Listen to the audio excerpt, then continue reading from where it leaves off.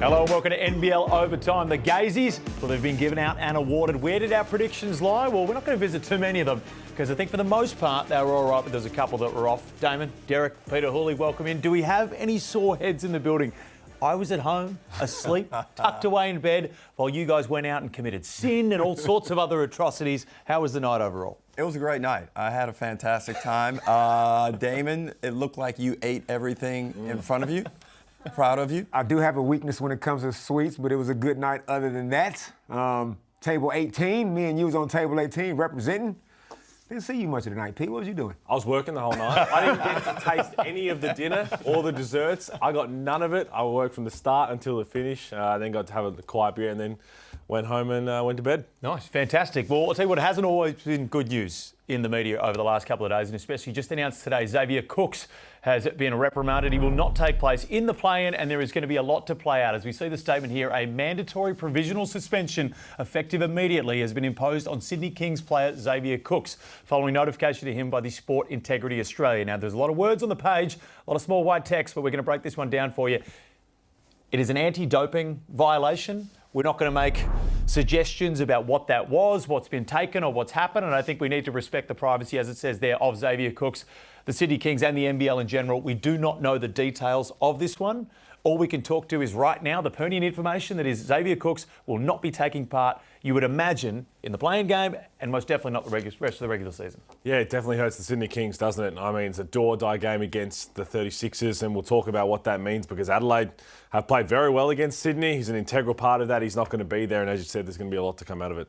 And our thoughts as well are with Xavier Cooks, his family and everyone during this. We don't know the details, so hopefully everything's all right there as well as it can be, and hopefully whatever this is resolved as soon as possible. But on to good news, Bryce Cotton. We tried to make a narrative during the year that Kendrick Davis was chasing, and unfortunately I think we most knew it. Bryce Cotton was going to win it. No, but it wasn't a false narrative. Kendrick was playing very well. He was giving Bryce a run for his money, and Kendrick averaged 25 points a game this season. He was outstanding. But Dame, Bryce Cotton, he's the man. And to continue to play the level that he has been is something sensational. And if this would have been a unanimous type voting like they do in America, this would have been a unanimous MVP. Yeah. We're looking at his numbers there, 29 points a game, 46%. Don't forget, he missed a couple games too. He had the rib injury, and his first game back from that was like a 30-piece. And this guy is just I marvel at the way he can play an entire game out. We look at the MVP winners there, and obviously the GOAT, Drury's got it on top with 7. But an argument could be made that Bryce should already be on 7. But hey, that's all right. He's coming. But but as far as Bryce goes, man, this dude, he's the fittest guy. Like his talent speaks for itself. But the fact that he's playing for a coach who will let him stay on the floor for 40 minutes, and his whole team understands we've got to get Bryce involved, it is a match made in heaven for Bryce. I just think it's a perfect setup for him. He's been unbelievable once again. I mean, those numbers. The fact that you can normalise scoring 40 points in a 40-minute game is ridiculous. We would marvel at it for the last 5 years. Every time someone had 40, it was such a rare occurrence, we'd just be dumbfounded, being like, look at these highlights. It became just every other weekend. That's just what greatness does. I like you talk about the unanimous vote. And we might have to talk about it throughout the show about some things that may need to change in the voting going forward. A games played limit. I know there's some stuff talking about that with Will Magnay, and it happened a couple of years ago with Shaylee. Maybe there, but I'd like to see that too. What could a unanimous vote look like? So for where you have a runaway, like a historical year like Bryce, unanimous MVP sounds a lot better than, he's just won a back-to-back MVP. Well, it gives weight. Exactly, and I think there's something we can look at potentially going there to change that going forward. There's a lot of other things we can talk about, but it's well-deserved and one of the best, and I'm with you. If at least not 7, he should have 6 for sure. But let's talk about this. Bryce Cotton, being that level of an offensive player that he is, he knows every game that defenses are coming out there to try and lock him down. And we see his physical brilliance, but mentally he must be so strong never to succumb to the pressure and get inside your head and deal with little ankle sprains. You sprain your ankle on Tuesday, you know you're playing the Sydney Kings on Friday, and you're in that mental race against the clock. This guy doesn't seem to be affected by any of that. Well, while you guys were whining and dining, I was tuned, locked into the stream at home, and I love reading in just a little too deep into what players say. And I think it was interesting how Bryce Cotton approached a certain question in his interview. So that's 5 now. You don't have to be a mathematician to work out what's next. Can you get to 7? Like I said, I'm not in a race against nobody, so I take it 1 year at a time, and whatever I do, I do. But yeah, I'm racing against myself. Okay, 2 things. The delay to get that. And also, could the other guys get out of the polos and maybe get in a tux? You're going to leave the one man up there who's going to win the award, chuck him in a tux, and everyone else is looking like Perth Wildcat staff? It was like the Perth Library in there. It was like they're focused. They're trying to get home, get some sleep. So they got a big game, obviously, tonight. And we both played with John, really. You know he is not trying to create a party atmosphere. Oh, no. They are dead serious up in there. Yeah. I'll tell you what, though, the still image, the photo of him sitting on the chair with the glasses on holding that was a really tough photo. Yo, that was dope. Yeah. That was a fly photo, right?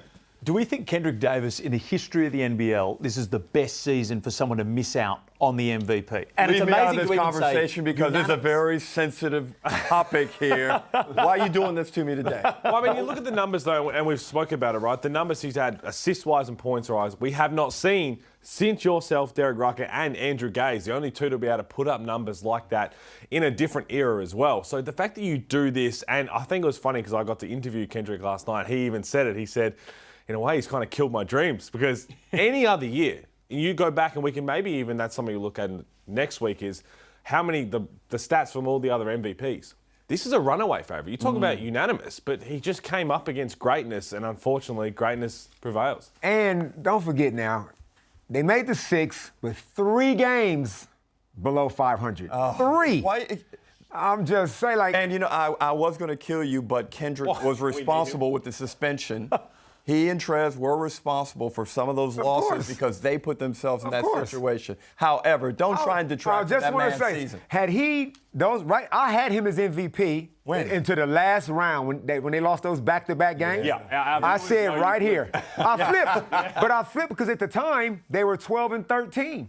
And I said, okay, they're going to win, and then he's going to probably win 2 more games, get over 500 with his numbers. He loses 3 games in a row. In the last game, Bryce goes for 49. Now, that was a slightly crazy comment when you made that comment. It was crazy, but Felix, you've been giving me credit for going out on a limb and saying things, and they come to fruition. And I said it before, and I'll say it right now. If this guy plays another 4 years in the league, he will win at least 2 MVPs. Yeah, I agree. And if he doesn't, where are you walking to? Oh, we're going to get on that. We'll get on that later. Okay. We're going to touch on that later. Yeah. Why are y'all falling in love? He's learned his lesson. He's learned his lesson. Hey, let's jump into the All-NBL teams as well here. Let's fly through these because the surprising part of this one, we were sort of saying during the year, are they going to have no teams, the Illawarra Hawks? Are they going to have no players in the All-NBL first team, even though they're the benchmark of the competition? Serves us right. They got 2 and they snuck them in there. Ever since we changed it from the 3 forwards and the 2 guards to positionless, something like this could happen. 4 guards and Matt Hurt. Now, like I said, there's 12 guys that can make a legitimate case for first team. Wouldn't have been mine, but I have no problem with any of the names on those lists. Let me ask you something, Damon. Who in that second team do you think would be the first one? If you had to make a replacement in the first team, who would you pick?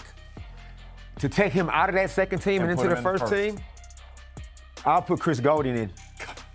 I'm putting Chris in.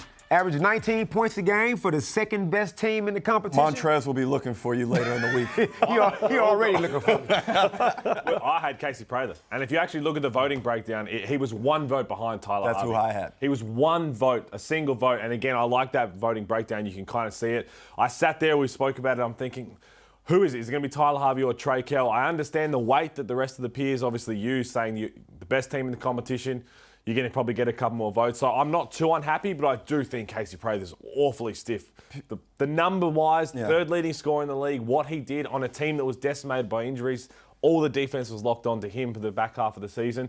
But to lose by 1 vote probably makes it sting a little less. Well, now that you said that, I think it is time to revamp this whole system. Yep. Now, the NBL media and the size of it and the number of guys who are thoroughly engaged in the NBL, we can make better decisions and get more just decisions in terms of who makes these teams, who wins awards, if we bring the media into it. And that starts to erode some of the coach captain biases that have existed for decades. And there's always going to be biases in the media as well. That certainly happens. Just spread it out. I am never a fan of the coach and captain stuff because you get, and I think we might have even seen it over the years in a couple of these awards where there is, these guys are going to war every single week. There's going to be biases, and also you want your guy on the team to win. So what do you do when you want your guy to win? You say, I'm going to give a vote to a dude that ain't going to win it.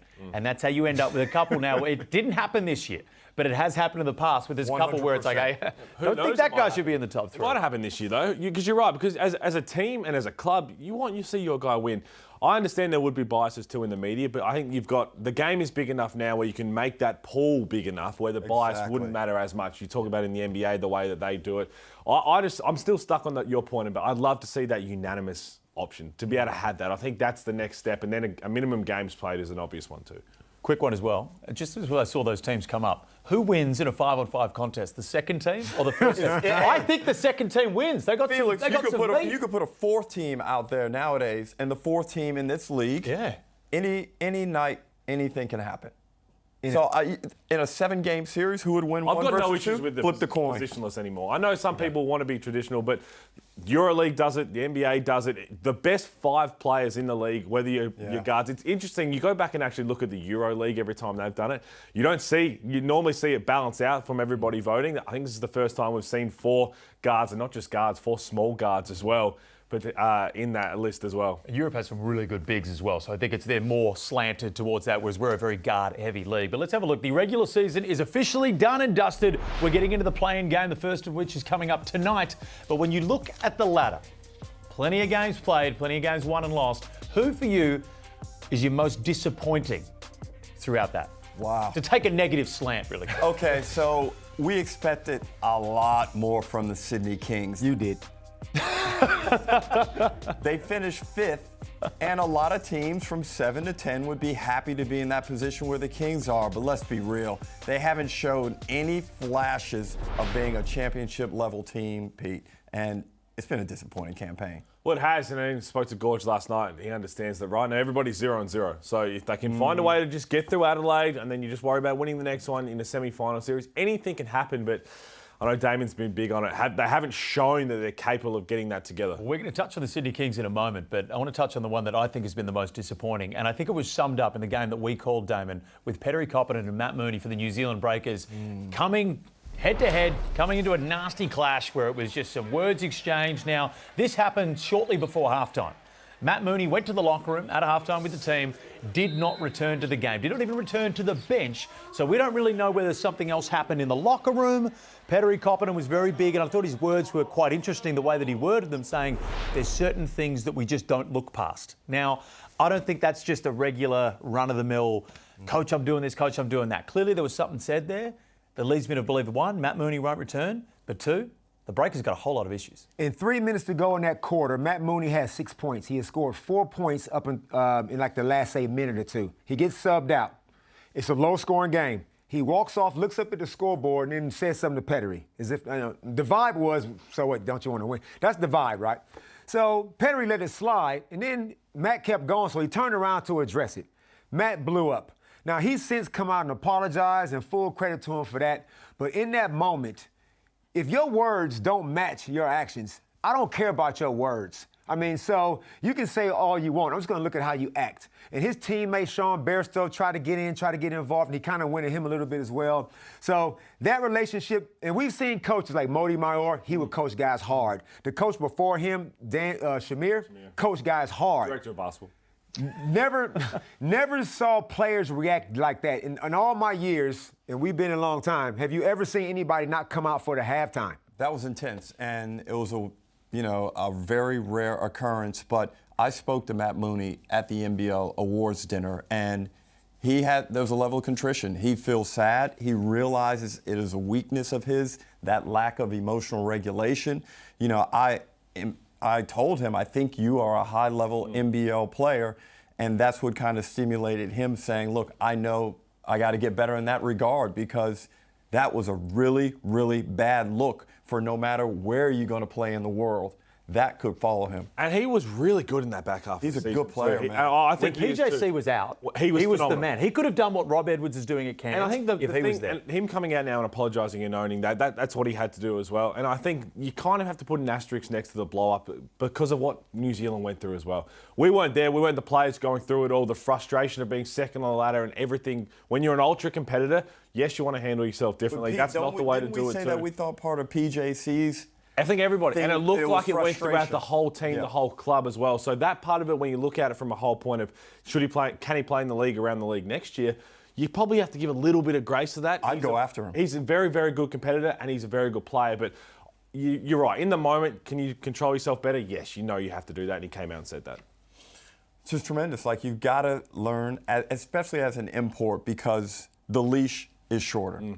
And if you show, especially in this league, we are not very accepting. We're not very tolerant of that type of conduct. So he's done the right thing. I don't think he's a bad person. He's an exceptional basketball player. We need to move on and allow him to show to us that he is worthy of our trust. Where do we put the New Zealand Breakers right now? Because, of course, they started the season 7-2. Taco Fall came in. I'm optimistic. If they can put the right bodies around Taco Fall, we've done a lot of New Zealand games. If you could put the right guys around Taco, you can win some games. Now, the issue, and you've raised it before, Damon, and it's a very, very good point. Can you have one of your stars and a guy that you're building your team around? Now, you have to build the team around because he's 7'6" and you have to change your style of play when he's only going to be able to play maximum sort of 25 minutes at absolute max, and he's had an injury history. That's the whole point right there. We're looking at teams who got 3 good imports, right? You look at, say, the Illawarra Hawks, even Darius Days, he's still getting 11 points and 7 rebounds. You can trust those 3 imports. Brisbane Bullets, you can trust their 3 imports before James Bateman got hurt. If Taco Fall is going to be one of your 3rd imports, but yet he can only stay on the floor for 15 minutes due to fitness, due to defensive schemes, he can't defend the way this league is played. It's way too much dribble handoffs. It's way too many ball screens. So unless he evolves as a defender, which I haven't seen him try to do, I don't want to give my 3rd import spot to the 15-minute guy. I'd rather go out and get a mobile, Freddie Gillespie type guy that can give me 26 minutes. You know what I mean? So, yes, he'll get some dunks and everything, but what he gives up on the other end, I think he's in the negative. Let me ask you this, Damon, because you covered most of those New Zealand games. Do you think Taco and PJC can work together in a winning environment? Only in small doses. Well, it's not going to work then. It's not going to work. I'm more of the case. I said it about the Kings at the start of the year. I think you can make it work. He actually looked very good on the court. We spoke about. It's not his fault. No, exactly. So I think you'd have to go probably down that platoon system where you have, whether it's in the starting 5 or the bench 5, it's 5 on. You're going to have maybe, if you've got 12 players, if you have a next star, where they will with Karim Lopez, you've got 6 guys who are going to be in their colours, the light blue team, and then you've got the light pink team. And it's just 5 on or 5 off, and you have the sub for each of those. And that group plays one way, the other group plays another way. They did it. Coach Cal did it at Kentucky. I know it's hard, but otherwise than that, if you're continually changing your style of play, mind you, the other side of that is they'll have a full off-season, full pre-season now to put something in. So I'm a little bit more optimistic rather than changing that. But why do I have to do all this jumping around just to suit one guy? You know why? It's only to suit one guy. 11'6" people don't grow on trees. We don't have too many people that tall playing the game of basketball. They may It's a very well unique grow on situation. trees because we're not sure where they come from. We don't know where they come from. I don't see It's many very 7'6" unique. dudes We don't walking see around it like that. We do see a lot of 5'2" players though. Let's not go there. Why did I do that? I'm Because so sorry. Because you got hate in your heart. That's why. Let it out like Anakin Skywalker. Let that hate out. I'll tell you, the one exciting thing before we get to the cupcakes is Karim Lopez.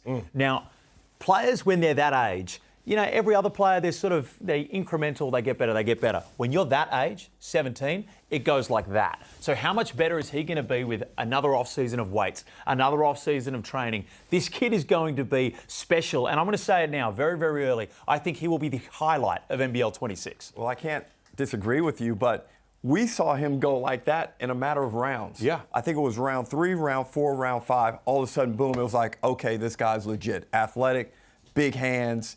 The shot isn't pretty, but he makes enough of them, and it will continue to improve. So I think the three-point proficiency will be there in the future. And the best thing about the most care you got to take around a guy that age is you got to make sure the pieces around him are rock solid.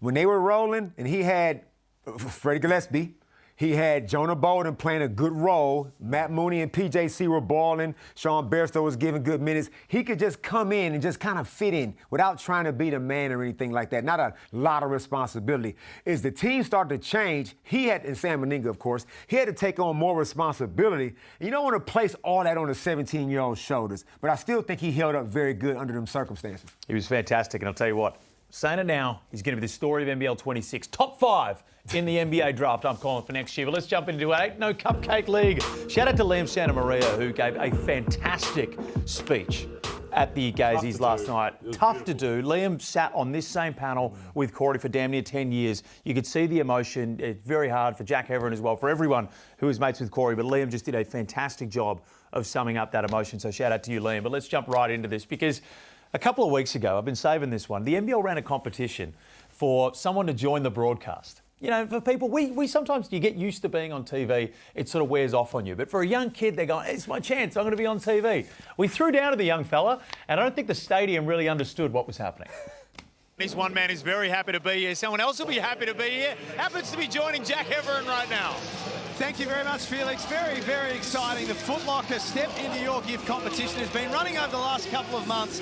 We have found our winner. It was an experience to sit with the commentary team for one night, and I'm pleased to welcome Ethan. Come on, hey, dirty work by the producer to put the graphics up with the names as well. Poor Ethan had his moment in the sun, and we still don't know what he looks like. Ripped off. That's a really good start. Now, we've seen some unbelievably smooth players on a basketball court. This has nothing to do with that. This is talking about how smooth some people are off court. And by some people, I mean this man right here. Oh, come on, me again. Oh, I did see We this. all did. If you haven't seen this, this was posted on his Instagram. And you've never met that lady before. No, I only met her 10 seconds before this video was shot by me. So she can do a Rubik's Cube. Yes. And you decided to post it to your Instagram. Firstly, there's a couple of things to take out of that. That is clearly seat 1A on the plane. No. Oh, that's clearly seat 1A. Bit of leg room there. And you, my friend, are a very smooth operator. Did you bring the Rubik's Cube? No, it was hers. Oh, and so I thought you brought it and No. you just said, solve this while I film you. No, And I was like, she was fiddling with it and working on it. She told me there are 3,000 algorithms to solving a Rubik's Cube, and her personal record is 43 seconds. So I was like, give me that cube. I scrambled up, gave it to her. She did it in 58 seconds. Mine's 37, so... Right. Can we go out for dinner too? Right. Well, Pete, you think you're a nice guy. I'm not so sure. Check this vision out right here, and it proves why nice guys finish last. Our man Tom Abercrombie, who's doing a fantastic job in New Zealand, by the way. But Tom, you got to step up, buddy. You can't be strong, Tom. I remember that because we were waiting to throw to him as well. Like a crossing, like a school guard.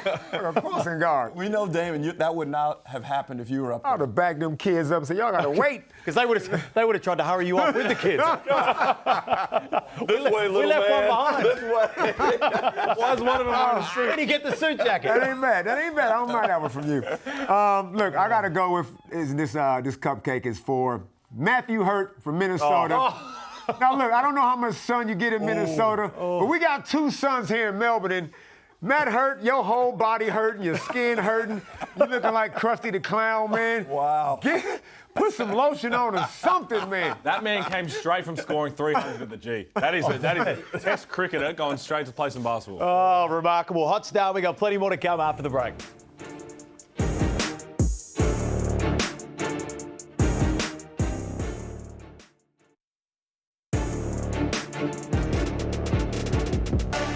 Welcome back to NBL Overtime. As we mentioned off the top, award season, run and won. Let's see the full list of awards. We spoke on Bryce Cotton being the MVP. No major surprises in that one. Maybe down the bottom. Executive of the Year, Malcolm Watts. Wow. I do know, and I'm not, Malcolm Watts is a fantastic man who does a fantastic job, but I just thought it was interesting with an external review happening at the club. I just think that is an interesting one. That is not a knock on Malcolm Watts at all. He does a fantastic job. I think we are very lucky in the NBL that that is a hotly contested award.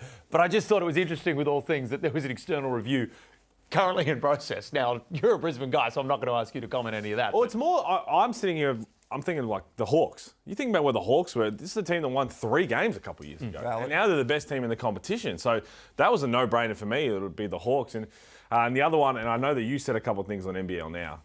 The fact that Taron Armstrong didn't walk home with Next Gen or Most Improved and not even up in a finalist for one of those awards. Make that make sense. I can't. I can't. Again, there's some interesting things. I think everybody is deserving. You can make a case for a lot of them, but I thought Taron Armstrong jumping up 10 points, jumping over everything else. I know he only played 19 games, but he's stiff. You were big on social media saying that Will Magnay should have won the Defensive Player of the Year. Is that true? So you obviously didn't read it. And this goes back to the voting of what I said. And you look at it, and so Shea Ili and Wani Swaka-Bullock were the 2 leading vote getters for a long way. And when you come across, so the media panel, how many does the media panel get to do? 5. 5 total. So some people have found in there when you're going through, I could probably think of 5 names that didn't involve Magnay because he only played 13 games. But anyway, he found his way onto the final ballot. Now, when you're a coach, when you're a captain, you're coming through and you're doing a 3-2-1, it's Shea or Wani either way.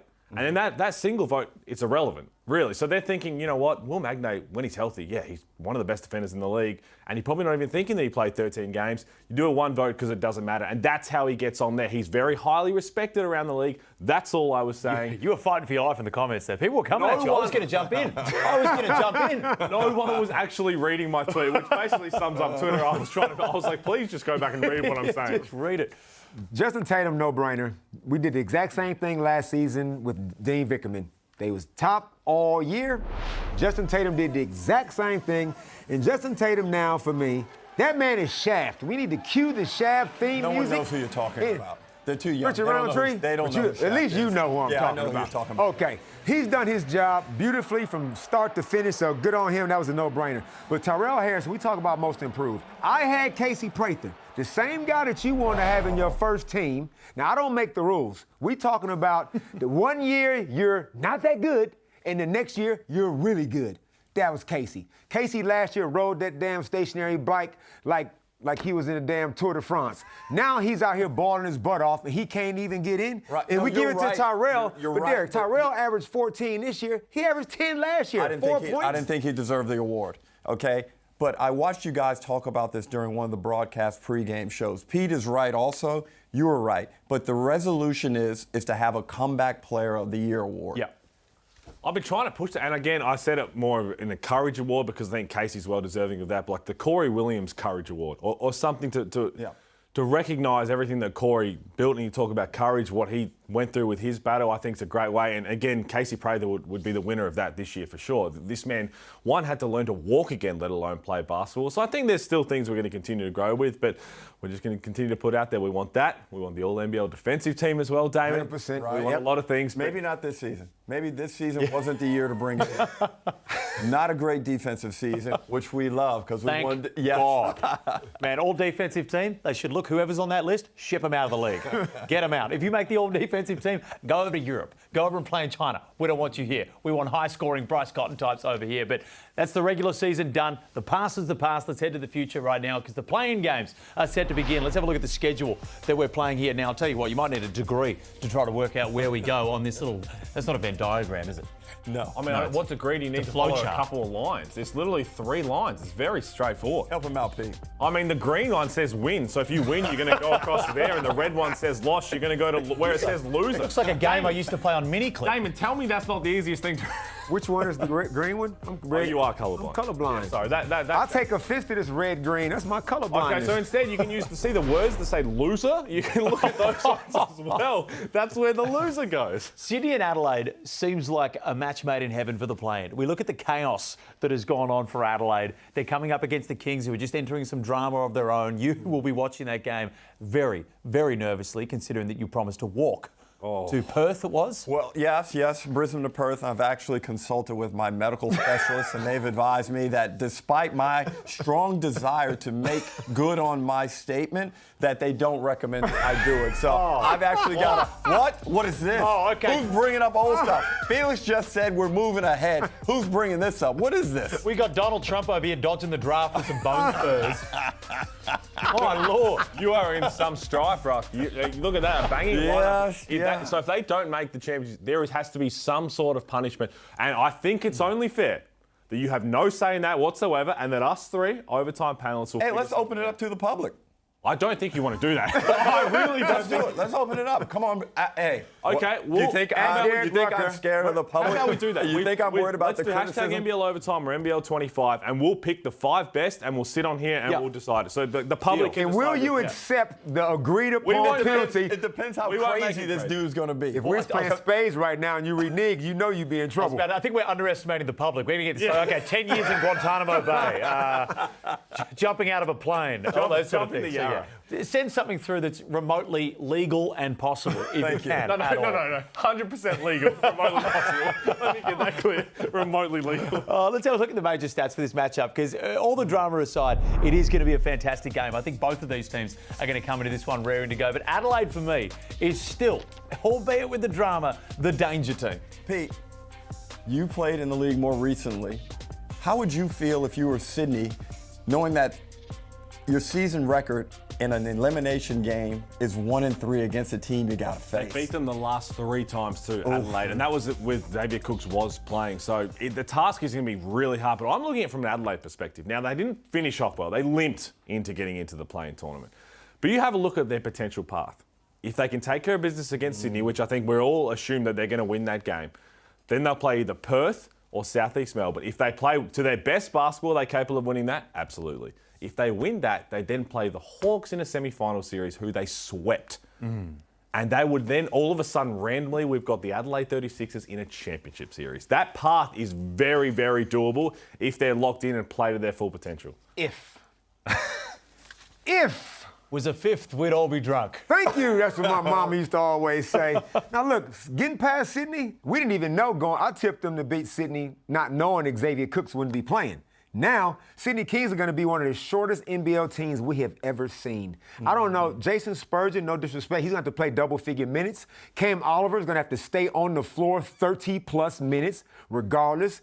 They're going to have to go. They have to start Kawhi Noy. You can't be messing around now. You do not have any depth. Now, they beat them. I don't think Adelaide want to see Perth. Bryce Cotton just like this. How many? He's averaging over 45 against them guys. So the Phoenix and Adelaide, that was who I think would be their best matchup, their most wanted matchup, not Perth. Adams and Davis is the one for me that we're locking in, because I think Kendrick Davis, you know, I've been a big fan all year. He steps up for these big matchups against guys that have won MVPs and are regarded as the best imports in the competition. It's almost like he takes it personal. He's spoken multiple times about his respect for Bryce Cotton and these guys. He's spoken? That did not sound like it, did it? What did I say? I'm just We'll keep continue. He's spoken multiple times. And I like the fact, because a lot of times you hear people saying, especially in this new generation, oh, you can't take these matchups personally. Nah, I would take all these matchups personally. I'm trying to outplay Damon Lowry. I'm trying to outplay Shane Hill. I want to win the game and give myself an increased bump in my own confidence. Look at that matchup, Pete. Well, this is a big game for Jalen Adams. I'm expecting him to have 30-plus. Been quiet lately. A lot of people are expecting him he shouldn't be playing this game. Because remember what happened against Illawarra, and he was reprimanded for the eye gouge and took the guilty plea and paying the fine. So he not only owes it to his team, but he owes it to himself to come out here and do everything he can. We know at his best, putting up 30-plus, he can put up 40-plus, he can take over games on his own. He's a former MVP for a reason, but that matchup there, They took an L when he dropped that 40. Twice. Yeah, so I mean, who else is going to score? Like we talk about individual matchups, which is great. Like, you know, of course you want to go mano a mano, but it's it's Adelaide versus Sydney, not Kendrick versus Jalen. I think they got to make this thing an absolute track meet and try and get up 100 and 110 points and not worry about, you know, if it gets slowed down, that really favors the size of Adelaide. Get out, press them, shoot the ball early in transition. See if Adelaide truly want to get up and down, and maybe you might get some extra points just on the shock value. We just glanced over at the Jalen Adams incident. Now, in other sporting leagues around the world, in order to miss a final, you've got to do a little bit worse. Now, it's not written in the rule of law, but it's almost like an unwritten rule that, you know, Barry Hall virtually gut punched someone in the AFL and still didn't miss the final when it would have been 2 weeks in the regular season. Do we think there was a bit of that at play here to make sure Jalen Adams was still playing in this game? I think it just goes to the table of what the match review panel is. The table's there, the eye gouging, whatever it is. It's what the one game to have a severe the contact is down to a fine. So that's where I think you got to look at everything. Every time there's a match review panel or something, everybody's thinking that's not harsh enough or whatever's happening. There's the table of contents is right there, and people don't agree with it. I think there's certain times you go back to when Gary Brown. He got done for punching twice. He did the exact same thing. Now, there's nothing on that table that said a repeat offender should miss a game, so he didn't. So there's certain things that we probably need to tweak. I got a problem with the word gouge.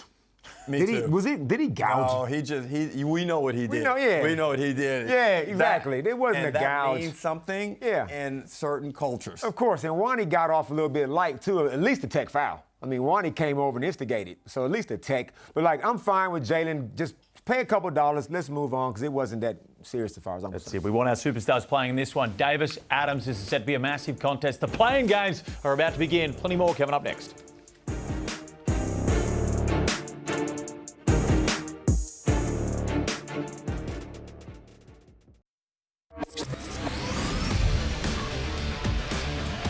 Close the gap.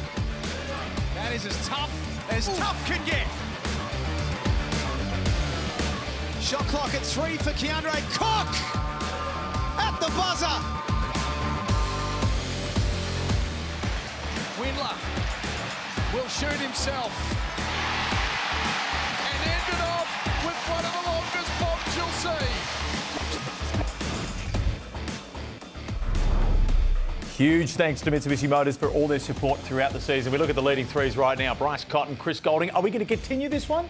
Into the finals? Into the playoffs? I'm sure we are. Mitsubishi, they're on board. The motor is running all the way through to the finals right now, and we are almost neck and neck up the top. Also, shout out to Tyler Robertson for winning the time-honoured Three-Pointer of the Year award, which hopefully we can see in the future. Rebound of the Year, Dunk of the Year. Dribble. A dribble of the year. Let's just fill this whole thing up with awards. There's a lot of awards, but you couldn't win the Mitsubishi threes. I tried my hardest. You tried, but you have to actually make one to win. So let's chat on the Cairns Taipans here, because for them we go into every season with the knowledge of what they're dealing with. And we've seen Adam Ford talk about it. It's a very unique situation in terms of Australian sport at the professional level, some of the things that they have to deal with.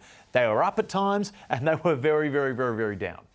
Yeah, it was tough. I mean, the way they were dealt with their injury blows, you go back to round 3, they beat Tasmania, they beat Melbourne. Tanner Groves got hurt in that first game, then Taron Armstrong got hurt, they missed significant time. Then Pedro Bradshaw got hurt, Sam Wardenberg had cramping issues and then had other things down the end of the season. So it's really hard for them to try and compete that way, but we saw in the back half of the season, or the back couple of rounds, how good they could be. The double overtime win in Perth without Taron, and I think there's some shining lights to take out of it. I'm fascinated to see what they do with the playing group going forward for next year. There's been mutual interest from Sam Wardenberg and the Cairns Taipans for running it back. You'd think that some other clubs are going to circle and think, you know what, if Wardenberg hasn't signed a deal yet, we're going to have a chat to him because he's an exceptional talent. Tanner Groves is going to be looked at from around the league as well. So they've got a lot of talent there. What happens next year, I'm always fascinated to see. It's the local content for mine. So the 3 imports, you're always going to get 3, regardless if it's these 3 or another 3. But it's every time a local starts to get kind of good, starts to elevate his game, some other club comes in with more money. We've seen Majuk Ding leave. We've seen Kawat Noy leave. Keanu Pinder left. Taron Armstrong is going to go off and test the waters. And now Sam Wardenberg is the only one left. It is paramount they give Sam what he needs to stay there. Now, if that's one of those community-based clubs that, they're trying to just never, ever go broke, but you're going to have to spend some money. That's why I'm saying you got to call in some big guns, some deep-pocketed Cairns locals to try to help this club out. And then the final piece is who's going to lead them? Who's going to be the coach? And they have a very good coach there now, but I sense that they might split company. And I don't know why. I don't think there's any animosity or anything.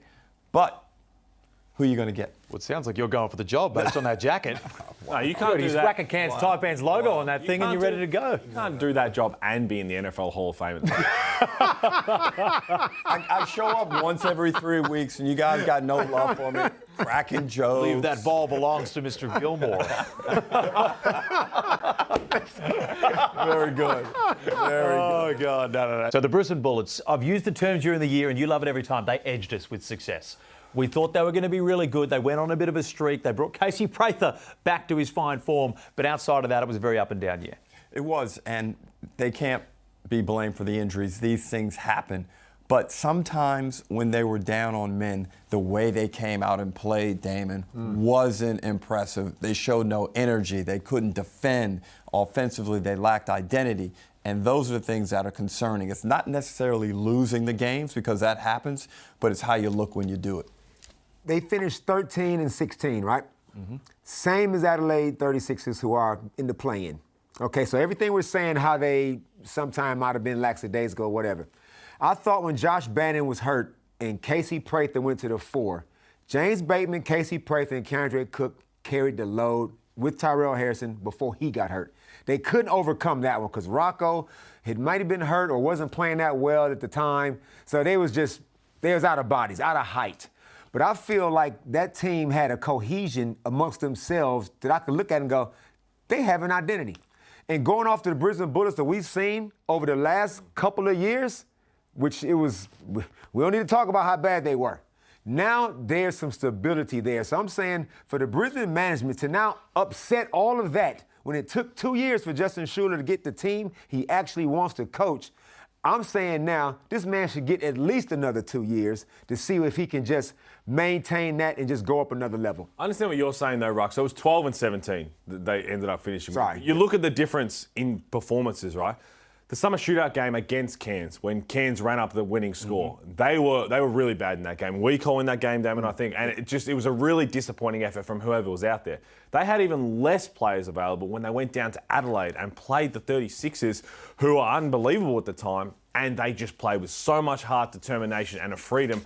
And that kind of Jekyll and Hyde, you're thinking, where was that in the last couple of games? You can only play who's available, but everyone kind of stepped up defensively. They played a lot different. They played with more heart. So that I can understand why they're trying to figure out what is going on. But I'm the same. When I look at it as a snapshot of not just last season or this season or whatever has gone past, rewind 4 years ago. Are they in a better place culturally and everything going on around the club than they were in 4 years ago? I say so. Yeah. Yes. So now they're on a path. Any sort of changes that come out of this external review, you can almost reset that back to building up from the ground again, and someone else has to come in and do that. So it's going to be fascinating to see what plays out. They've got talent. They've re-signed Casey Prather. That's great to see, and we love what he does on the floor, but it means we get another year of Ariana Prather. So that's probably the really positive for all of us. Wow. Way to kill Casey. I told him that last night at the awards night. He agreed with me. And they need the next one. There's a bit of tension between it. Did something happen at dinner last night that I didn't see? Hey, we're going to break it down on the other side of this break. What's going to happen with Tassie during this off-season?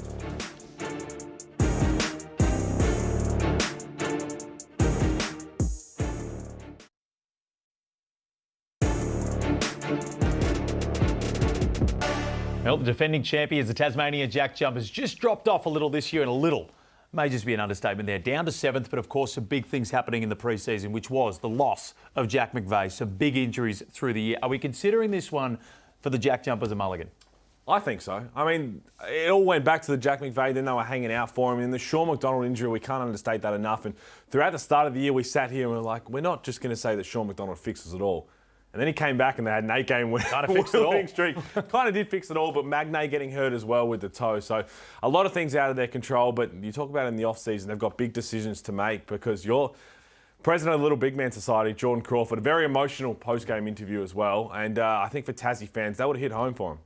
I'm telling you, I'm going to be just as emotional if he don't come back. I feel like he's done everything for this team. First of all, he's a champion, and we saw his heroics in last year's championship series. He comes back this year. Imagine you're an import and you get all this talk about, yeah, but when we get Sean McDonald back, well, yeah, when he comes back, you're going to the bench. What does he do? No problem. I'll come off the bench and average the same amount of points. It don't matter. You need a guy on your team that doesn't rattle in situations like that. And I thought this dude is so poised, Jordan Crawford. So now you bring him back. And now what you got to do is keep that core. I allow what Illawarra Hawks did, Derek. They brought back 90% of the team. If you can bring back Drimmy, like some of those guys who might not feature in other teams, they're all perfect together in Tasmania. Fabian Krislovic, Gorjak Gak showed some signs, obviously Majuk Ding. They have a core there. They got to nail the third import spot. The power forward. They got to name that position. They got to nail that one. But I'm happy to run that three guards back again. Sean stays healthy with Jordan and Doyle. What's the problem? Yeah, I don't love, when you look at the advanced metrics on Doyle and Crawford, it looks bad. But when you take into context how they perform within that team and the roles that they play and what they do to help that team win, I could see bringing them both back. But you need Magne to be healthy.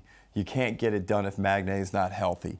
And then, as you said, that third import. But maybe you have to go a little bit bigger. Maybe the undersized big isn't going to work, and you need a little bit more protection when Magne goes down. I think it's the power forward, but that's the decision first, right? I'd be talking to Jordan Crawford, Milton Dawes, saying, look, we're very interested in bringing you both back. And I've come around. Originally, I said one, but if they go out there, spend a bit more, and absolutely nail and have an impact guy, an all-NBL caliber four-man, and I don't think it'll be Jack McVeigh, but if you go out there and target someone, one, you can't wait too long. You're not going to do the same mistake waiting for Jack McVeigh. Jack McVeigh's enjoying himself, playing very well overseas. An Anthony Lamb type, a dominating player in that power forward spot. See, I then go you for run a Christian Doolittle prototype. Well, either of those type, but then you go and you bring back Doyle, you start them in the backcourt with Sean McDonald, and if that's the case, Jordan Crawford is going to be a sixth man of the year next season because he's going to come in the ultimate green light, and as you said, continuity, you're big on that as well. Rolling that over, the Hawks showed how that was done. The Sydney Kings did it a couple of years ago. If you do all that but nail that spot, they're going to be right around the mark next year. Continuity and retention is, in my opinion, the most important thing to getting success in the NBL. We all have this obsession with a shiny new toy. Oh, we got a new set of imports this year.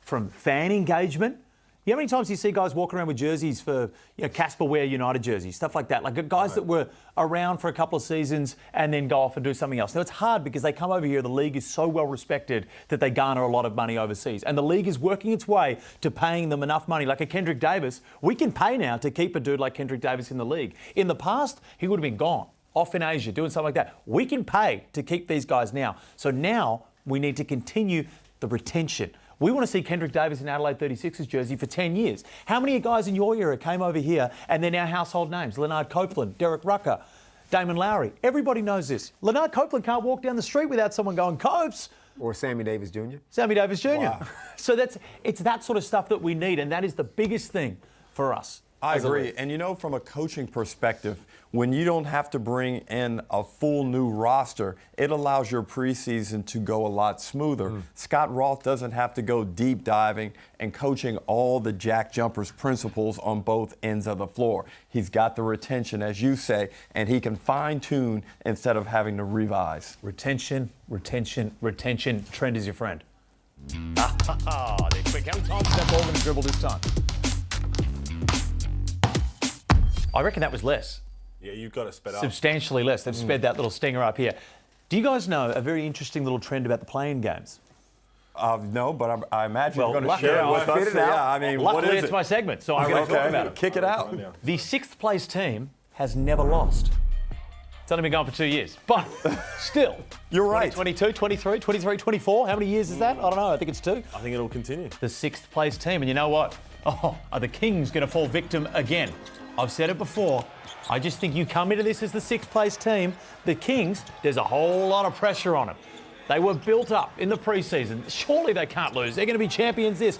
I'm going to walk. Some buffoon said that he'd walk to Perth if they didn't make the finals. I hate that guy. I don't know where he's gone. I think he got kicked off, but we'll find him again and we'll make him walk. Was this the... But the pressure... This was New Zealand. This was when they lost. This is my house, Damon Lowry.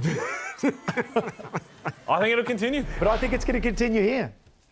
So your bet suggestion is the Adelaide 36ers to win, and I'm not just saying they win this game. They win well. 4.5, 5.5. I'm saying they win this game. I'm saying they take down the Hawks. They've got to get to the Hawks first. Wow. I get too carried away. Damn. Okay, yeah. We've got to cut to the break then. Damon's getting too angry.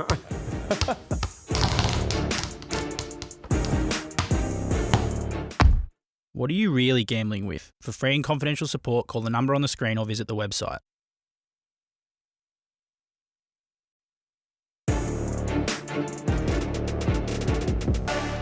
Not far away now, playoff basketball begins. The Perth Wildcats taking on the South East Melbourne Phoenix, not at RAC Arena, thanks to Kylie Minogue, but they're going to be at HBF Stadium, an intimate, rabid venue, in my opinion, and I think it's going to be a cracking game. Where do we see it rolling? Well, I hope it's a sellout because there was a lot of tickets available. We know Mark Arena was doing his very best to navigate what's been an unfortunate situation. Also, credit on that. Credit to Mark Arena for manning the trenches on social media.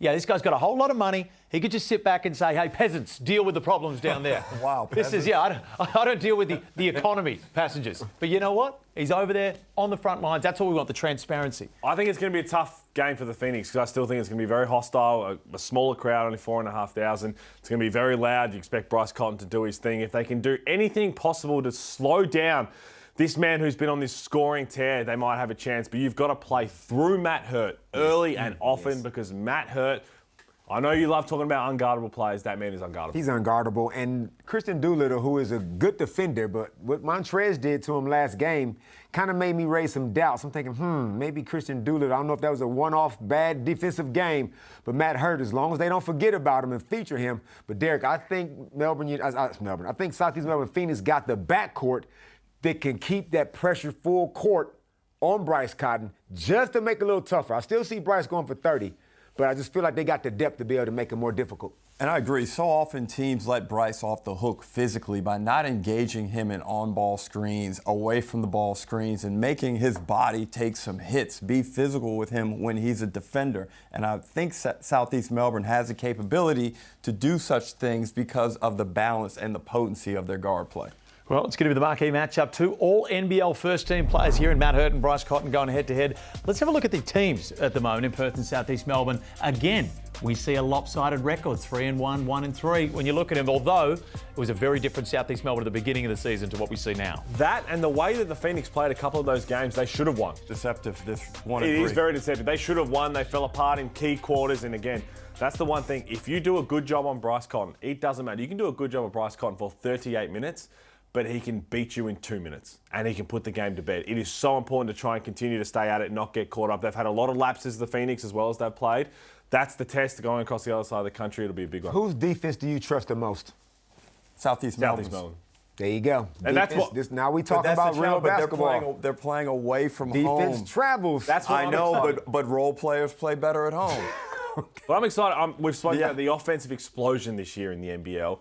That's all said and done. That's the regular season. Will defense hold up once again? Like history always tells us, to win a championship, you've got to be elite defensively. We're about to find out because it's all going to start tonight. Derek Walton Jr. as well potentially could return at some point down the track. If they're rolling and winning, do you just slot him right back in the starting lineup when you can, if he's back? He came off the bench when he first came back from the initial hamstring, so I'd be doing the same, especially if you're in a semi-final series. You don't want to tweak with that and slowly get him back in.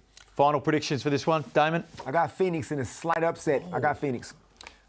I know I may have picked Phoenix last night, but I flip-flopped today, and I'm going to go with the Perth Wildcats by 7. How many beers was there between the flip-flop? Let's not talk about all that. That was last night. Again, we're going ahead. I think the Perth Wildcats, because with Dylan Windler's back, they play very well. It is one of the most underrated players in the league, Dylan Windler. You know, I start a war against niche imports. I don't consider Dylan Windler, with his rebounding ability, to be a niche import. I just want that noted and said. Peter Hawley, Derek Rucker, Damon, fantastic work last night, fantastic work today. Enjoy the game.